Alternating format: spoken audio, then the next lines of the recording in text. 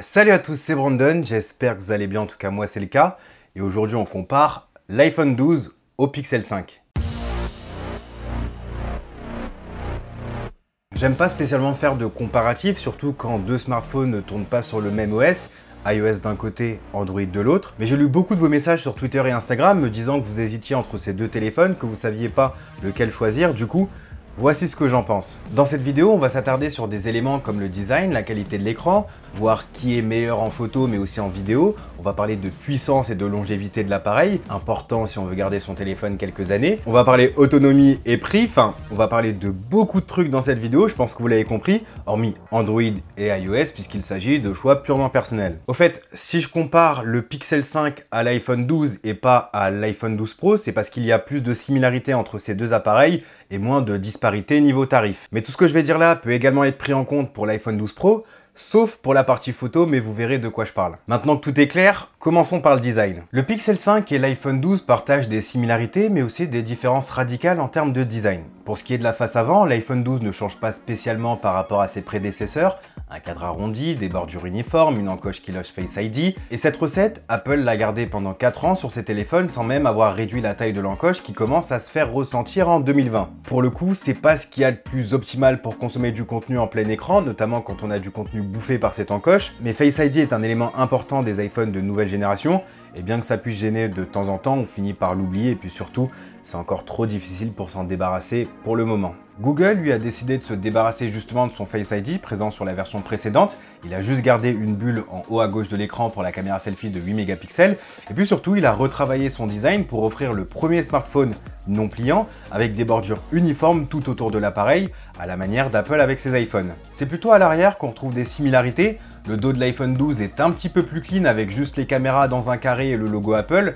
Sur le Pixel 5, c'est presque pareil, mais on a aussi un capteur d'empreinte pour déverrouiller le téléphone. J'aime beaucoup la finition plastique mat de ce Pixel 5 qui accroche bien les doigts, vraiment. Mais il faut avouer que l'iPhone 12 fait plus premium avec son verre et son aluminium.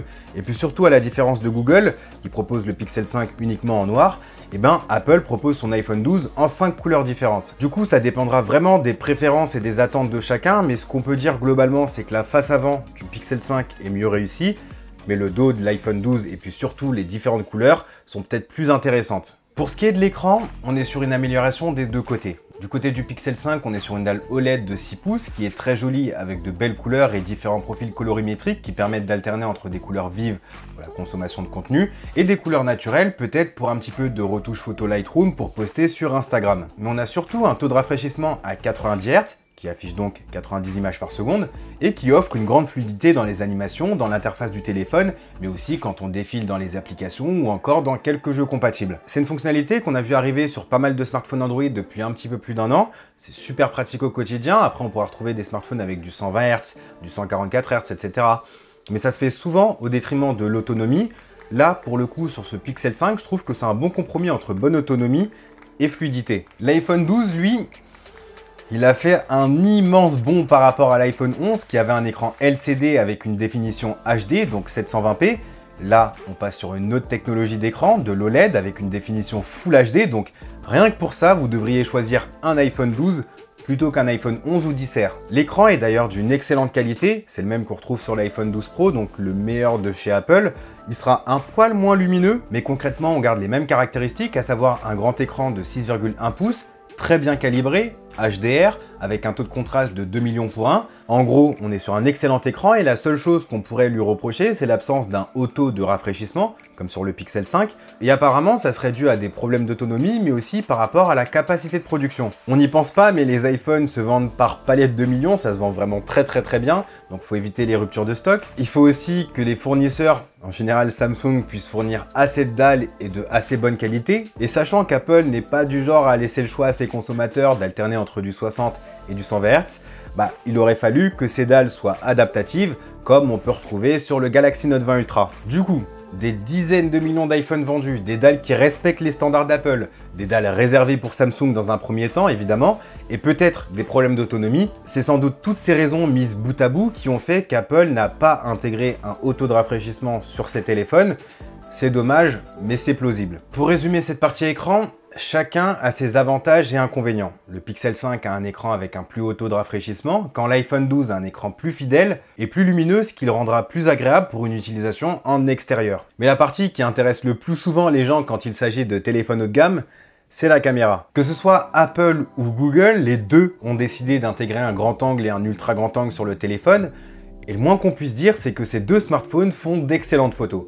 La plage dynamique est top, les détails sont top, les contrastes et la saturation sont top, et avoir un ultra grand angle dans des situations où on n'a pas assez de recul, c'est vraiment top au quotidien, plus que le zoom d'ailleurs, que j'ai tendance à moins utiliser. Même en conditions de basse luminosité, ces deux smartphones s'en sortent super bien avec leur mode nocturne respectif, disponibles sur les deux capteurs, grand angle et ultra grand angle, et vous serez donc capable de sortir de bonnes photos dans la plupart des situations. C'est vraiment sur le mode portrait que Google s'en sort mieux, selon moi, pas spécialement sur la découpe du sujet, mais sur le cadrage. Google a en fait décidé de zoomer dans le capteur principal pour son mode portrait, pour se rapprocher du 50 mm qui est considéré comme le standard, alors qu'Apple a décidé de garder l'aspect grand angle pour son mode portrait. Résultat, je préfère le cadrage du Pixel pour son mode portrait. Après, ça dépendra vraiment des goûts de chacun et j'imagine que certains préféreront l'aspect grand angle de l'iPhone 12. C'est d'ailleurs la fameuse différence que je mentionnais en début de vidéo. L'iPhone 12 Pro a un téléobjectif x2 en plus, équivalent 52 mm, donc parfait pour le mode portrait. C'est un rendu qui se rapprochera de celui du Pixel 5. Après, je vais pas épiloguer dessus, comme j'ai dit, c'est une question de goût. Avec l'iPhone 12, vous aurez un aspect grand angle. Avec l'iPhone 12 Pro, vous aurez un rendu plus naturel. Pour la vidéo, on connaît la qualité des iPhones. Ce sont les rois de la vidéo et c'est toujours le cas. 4K 24, 30 et 60 fps, d'excellente qualité avec une plage dynamique excellente, de superbes couleurs et une stabilisation superbe, mais le Pixel 5 lui aussi s'est amélioré cette année avec de la 4K à 60 images par seconde, une très bonne stabilisation et des couleurs un peu plus vives. Du coup, par rapport au Pixel 4 de l'an dernier et même tous les pixels auparavant, on est sur une grosse update et vous n'en serez pas déçus. Pour conclure, je pense que niveau caméra, les deux sont excellents. Si vous aimez la vidéo, je pense qu'il faudra davantage se diriger vers l'iPhone. Si vous préférez les photos portraits, vers le Pixel 5. Avant de continuer cette vidéo, je tiens à remercier RhinoShield, partenaire de la chaîne depuis ses débuts et qui propose des coques personnalisables et très résistantes. Et pour le coup, il y en a pour tous les goûts. Des coques classiques, des coques avec des designs approuvés par Naruto ou la NASA, des bumpers personnalisables, il y a des écrans de protection et des verres trempés. RhinoShield, c'est la meilleure solution pour protéger vos téléphones. Je vous mets un petit lien dans la description avec mon code promo PROCTOR2020 qui vous offre 10% de réduction. Profitez-en. Jusqu'ici, vous aurez remarqué qu'on est plutôt sur une espèce d'égalité entre ces deux téléphones. C'est normal, les smartphones ont tellement évolué qu'aujourd'hui, c'est difficile de les départager. Mais dans cette catégorie performance et puissance, je pense qu'il y a un fait indéniable.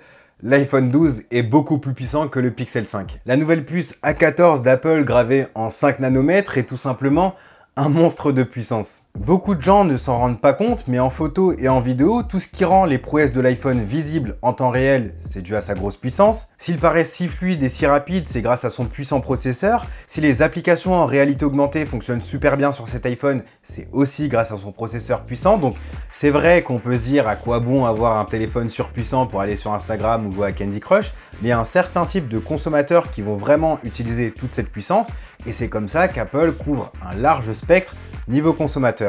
Google, lui, a décidé de faire autrement cette année en ne choisissant pas le processeur le plus haut de gamme, mais en choisissant un processeur de milieu de gamme, le Snapdragon 765G. Dans les faits, pour une utilisation normale, comme de la navigation web, des réseaux sociaux, un peu de jeux vidéo, pour prendre des photos, etc., c'est largement suffisant. C'est peut-être sur le long terme que tout va jouer. Alors, Google a mis 8 Go de RAM, ce qui est plutôt future-proof pour ce Pixel 5, mais sachant que ce téléphone sera mis à jour pendant au moins 3 ans, est-ce que le Snapdragon 765G sera suffisant? Ça, c'est pas sûr, alors qu'on sait que la puce A14, ça sera le cas. Donc ça aussi, ce sont des éléments à prendre en compte pour la longévité du produit. Le Pixel 5 et l'iPhone 12 sont tous les deux 5G, Google mettra à jour son téléphone 3 ans, Apple 5-6 ans, donc faut se projeter et voir si la puissance d'aujourd'hui sera suffisante pour les années à venir. Un petit mot sur l'autonomie avant de passer sur le prix et la recommandation. Avec son processeur moins gourmand, Google propose un smartphone excellent en autonomie. En général, plus les smartphones sont petits, moins ils sont bons en autonomie, mais là Google s'en est très bien sorti en faisant des bons compromis sur le taux de rafraîchissement de l'écran, en choisissant par exemple du 90 Hz au lieu du 120 Hz comme sur les autres hauts de gamme du marché, en faisant des compromis sur la luminosité maximale de l'écran et en choisissant un processeur moins énergivore, donc bravo Google. L'iPhone 12 aussi est plutôt bon en autonomie. On aurait pu s'attendre à mieux avec le processeur gravé en 5 nanomètres et la bonne optimisation d'iOS, surtout après les excellents résultats de l'an dernier. Mais là, les batteries sont un petit peu plus petites, donc c'est suffisant pour tenir la journée, mais pas plus. Et puis les deux smartphones profitent d'une charge rapide de 18 watts. Par contre, il n'y a pas de chargeur dans la boîte de l'iPhone 12. Il est temps de parler de prix, puisqu'il y a quand même presque 300 € de différence entre ces deux téléphones. J'imagine que si vous êtes arrivé jusqu'ici, c'est peut-être par pure curiosité, mais aussi parce que niveau préférence personnelle, vous n'avez pas de préférence entre iOS et Android. Du coup, sachez que ces deux smartphones sont d'excellents rapports qualité-prix dans leur catégorie.